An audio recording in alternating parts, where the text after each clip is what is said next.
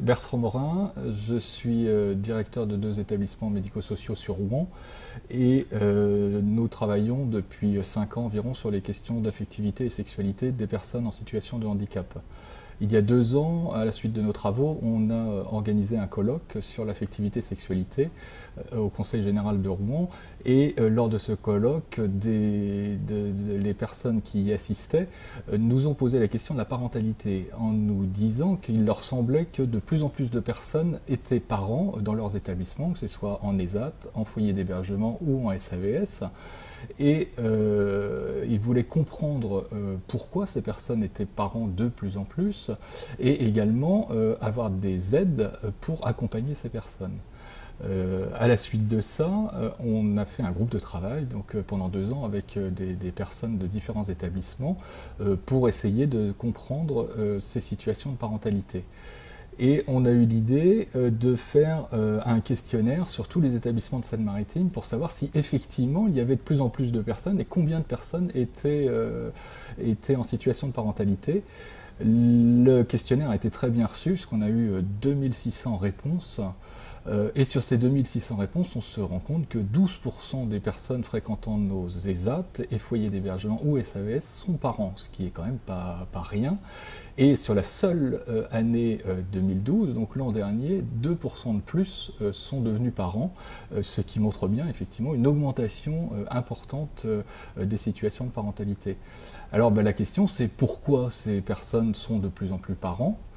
Et puis ensuite, comment aider les équipes éducatives à les accompagner dans leur désir de parentalité ou dans leur désir d'enfant, puisque toutes les personnes n'ont pas forcément un désir de parentalité. C'est aussi ce qu'on a découvert au cours de notre étude. La question de la parentalité, encore plus que la question de l'affectivité-sexualité, met en jeu ce que nous sommes, c'est-à-dire nos habitudes, nos propres valeurs. Et la question, elle est là, c'est d'abord de commencer à se connaître, pour essayer de ne pas influer sur les choix, les désirs des personnes en situation de handicap. Ça, c'est la première chose. Et puis ensuite, la question, c'est d'éviter de faire ce qu'on a fait pour l'affectivité et la sexualité des personnes en situation de handicap, c'est-à-dire avoir cette espèce d'autorité sur eux en disant on décide pendant des années, les équipes éducatives et les établissements et les associations ont décidé que les personnes handicapées n'avaient pas le droit à une sexualité. Voilà une chose qui maintenant n'existe quasiment plus. Dans nos établissements, les personnes sont libres de leur choix.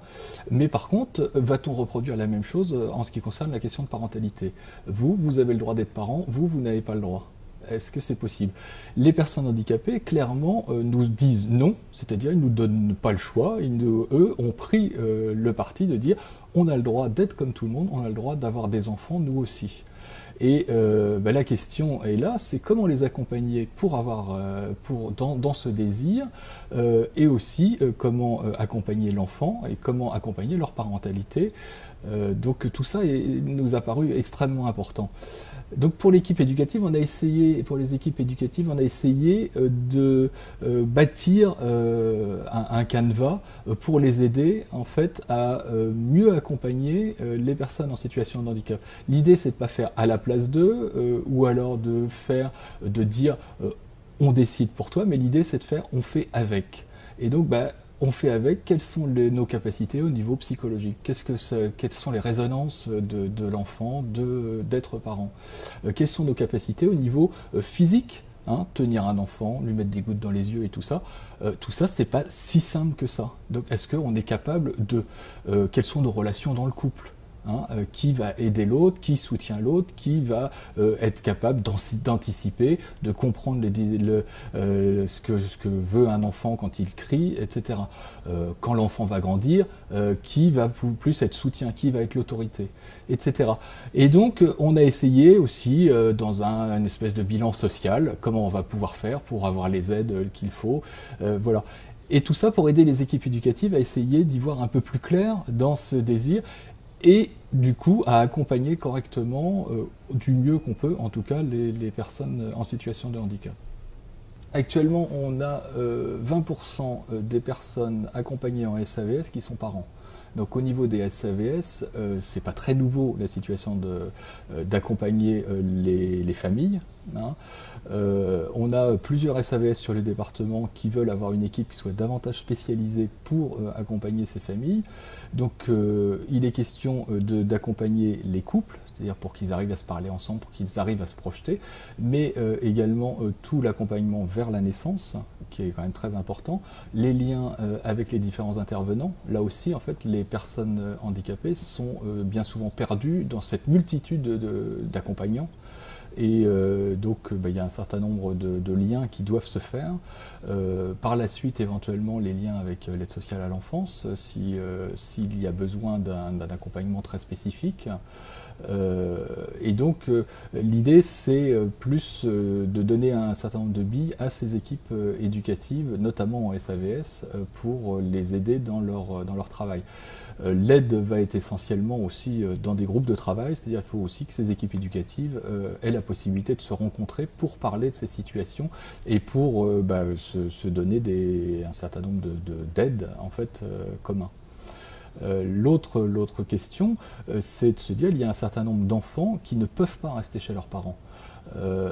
Et là, dans notre enquête, on s'est rendu compte que 30% des enfants, 25% des enfants ne vivent pas chez leurs parents. C'est-à-dire soit sont confiés à un tiers digne de confiance pour 5% d'entre eux, soit pour 20% d'entre eux sont confiés à l'aide sociale à l'enfance.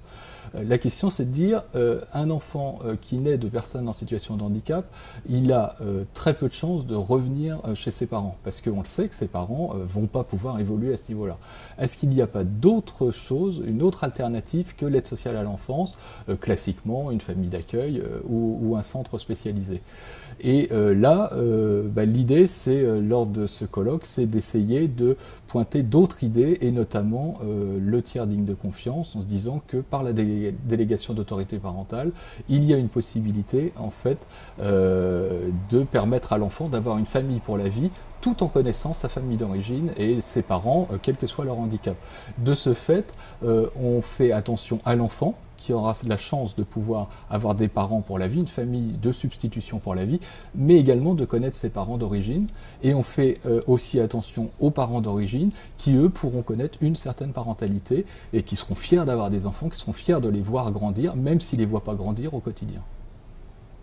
Dans notre enquête, on a demandé quelle était la situation des enfants.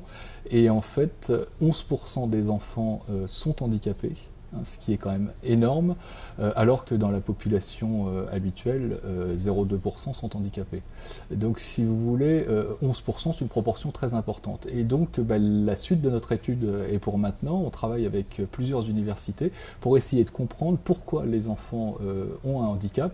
Est-ce que c'est de naissance? C'est assez rare, sauf dans les situations d'alcool en fait. Hein. Ou alors, est-ce que c'est parce qu'ils ont eu une succession de troubles, de cassures, de coupures, ce qu'on appelle des difficultés d'attachement lors de leur vie en fait, et est-ce que c'est ça qui provoque le handicap, ou est-ce qu'il leur a manqué quelque chose au départ? Donc voilà, la question actuellement est là, comment éviter qu'il y ait autant d'enfants en situation de handicap qui en fait perpétuent ce phénomène de famille en famille, quoi. La nature, c'est quoi? C'est du retard psychomoteur, c'est des troubles du comportement, c'est du trouble mentaux, c'est quoi? Ouais, l'essentiel de ce qu'on voit, effectivement, c'est des troubles mentaux. Hein, et ce qu'on appelle un handicap social, hein, ce qui est un mauvais terme, parce qu'en fait le handicap social, ce sont des troubles d'attachement, hein, ni plus ni moins, et donc effectivement ce sont des enfants qui ont des difficultés d'attachement, soit ils sont trop attachés et ils ne peuvent pas se détacher d'une personne, soit effectivement ils rejettent et ils n'arrivent pas à faire confiance, quoi. Et donc ce sont des enfants qu'on retrouve dans beaucoup de nos établissements par la suite.